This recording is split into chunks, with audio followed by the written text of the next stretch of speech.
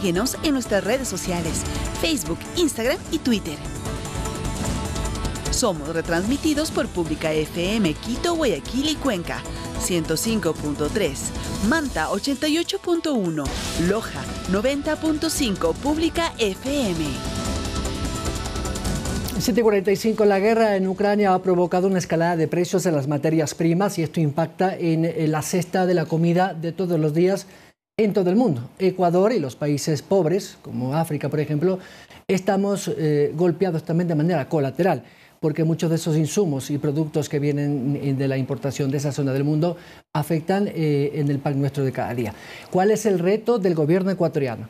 ¿Cómo debemos enfocarnos como sociedad y sobre todo qué alertas da Naciones Unidas a través de su Agencia de la Alimentación y Agricultura, FAO? Es la pregunta que le hacemos a su representante de Ecuador. Agustín Zimmerman, gracias por acompañarnos. Buenos días. Muy buenos días, muchas gracias por la invitación. Bueno, el reto está planteado. ¿Qué debemos hacer como país y también qué debe hacer el gobierno? A ver, lo que está sucediendo a nivel global es que Rusia, la Federación de Rusia y Ucrania representan en conjunto 1/3 de las exportaciones mundiales en cereales.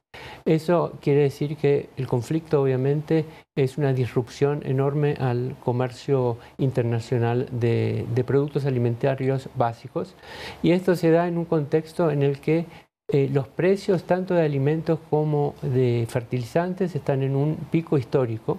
En febrero del 2022 están muy elevados los precios, vienen subiendo desde el segundo semestre del 2020, ¿no? Entonces, lo que implica esto es una disrupción en general al comercio internacional, que en realidad este año lo que estamos viendo es que puede haber una pequeña escasez debido a que todavía hay exportaciones por hacer de estos dos países. Hay unas 7 millones de toneladas cúbicas de trigo y 12 millones de toneladas cúbicas de maíz. Entonces, tenemos que ver si con el conflicto se pueden exportar o no. Entonces, eso en general es la situación del contexto actual. El tema es que no sabemos cuánto va a durar el conflicto. Y allí es la incertidumbre, porque este año esta pequeña estrechez, digamos, de estas exportaciones puede ser suplida por otros países. India, por ejemplo, podría suplir lo que es el trigo, Argentina, Estados Unidos, Brasil, lo que es el maíz. Pero si se alarga el conflicto, claro, ahí ya va a haber una escasez grande de producción en la próxima campaña y ahí el escenario se vuelve aún más complejo. Dentro de las políticas que se promueve a través de la FAO está precisamente las políticas de reemplazo de alimentos como medidas preventivas, por ejemplo, a la escasez. En ese sentido, ¿cuáles son precisamente estas acciones que ustedes recomiendan como institución, como organismo internacional y que tiene que ir de la mano con las políticas también públicas adoptadas por el gobierno? A ver, ante un shock de este tipo en el mercado internacional de cereales y de aumento de precios, lo que recomienda la FAO primero es la coordinación y de tratar de mantener los flujos comerciales a nivel global funcionando, tanto para los alimentos como para los fertilizantes. Y allí es donde nosotros tenemos dentro de poco aquí en Ecuador una reunión que es la Conferencia Regional de la FAO en la que están participando los 33 países de América Latina y el Caribe. Están viniendo aquí los ministros de Agricultura y un poco en ese sentido vamos a ir, ¿no? En tratar de mejorar, impulsar, asistir esta coordinación de políticas. Otra recomendación muy importante es, dado el efecto que a precios elevados, mayor volatilidad puede tener en la seguridad alimentaria, es tener un foco de atención más fuerte en lo que son los grupos vulnerables, ¿no? Eso la FAO siempre lo promueve a través, bueno, del trabajo con la agricultura familiar y campesina, el conectar más directamente a este sector con los consumidores, etcétera, ¿no? Y otra de las recomendaciones que hacemos es que los países eviten políticas que por ahí benefician al país, pero perjudican digamos, al comercio internacional, ¿no? Estoy hablando de baja de aranceles, restricción de medidas de exportación, etcétera. Agustín, Ecuador es uno de los países después de Haití en esta zona del mundo con los índices de desnutrición infantil más graves. De hecho, hay desnutrición crónica en muchas zonas, sobre todo en el campo, donde golpean mucho, por ejemplo, provincias como Cotopaxi, Chimborazo. En la costa está Santa Elena y tal vez se me escapa una, que creo que es Manabí. Desde esa óptica, el gobierno trabaja en políticas públicas para disminuir esta brecha y es uno de los objetivos que tiene el gobierno. Sin embargo, yo no sé si ahí la FAO, por ejemplo, tiene unos indicadores más adecuados. Dicen que de 4 de cada 5 niños en esa zona sufre de desnutrición crónica infantil, pero es un tema súper complejo y estructural. No solamente tiene que ver con la calidad de los alimentos, sino también con saneamiento ambiental, agua potable, acceso a educación y a salud. Es un tema súper integral.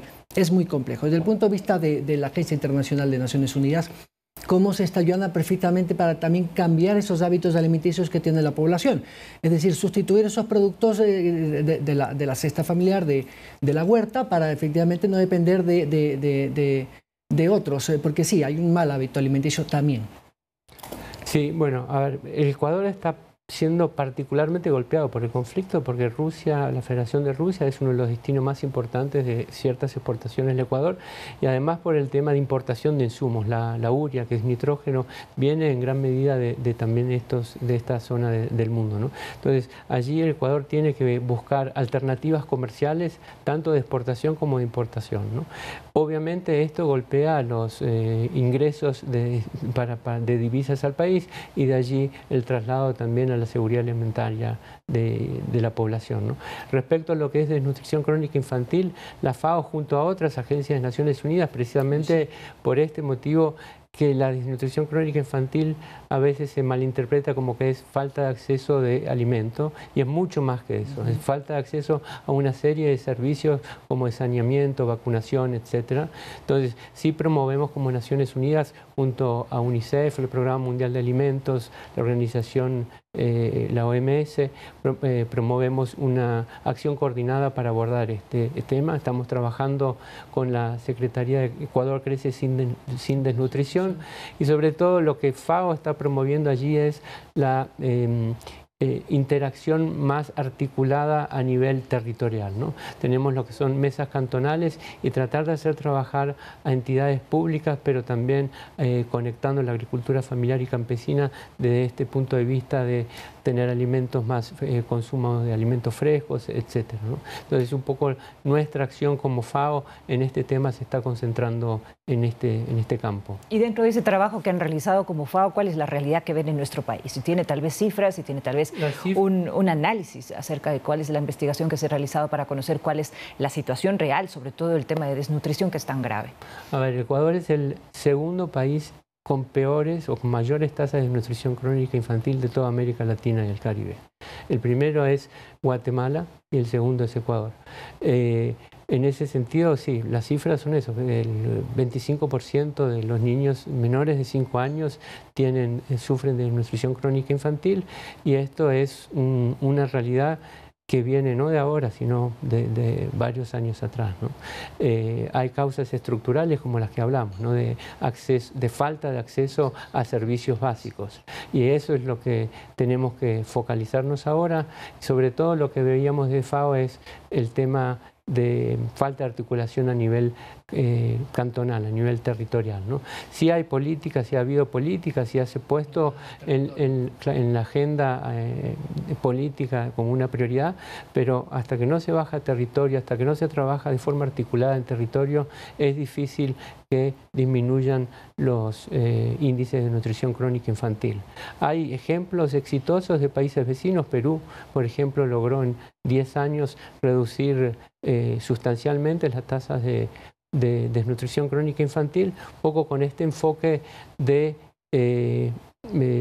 actuación a nivel más territorial, ¿no? Y ahora en esta conferencia de FAO de las Américas que se realizará aquí en Quito, por ejemplo, ha cambiado la agenda, me imagino yo, y solo como una idea. Los productores dicen que no hay quien compre su fruta, se desperdicia, hemos visto imágenes terribles como los bananos tirados en la calle. ¿Por qué no, por ejemplo, como una política, digo yo, la FAO puede recomendar que eso se distribuya a esas comunidades indígenas que tienen deficiencia en potasio, por ejemplo, etcétera?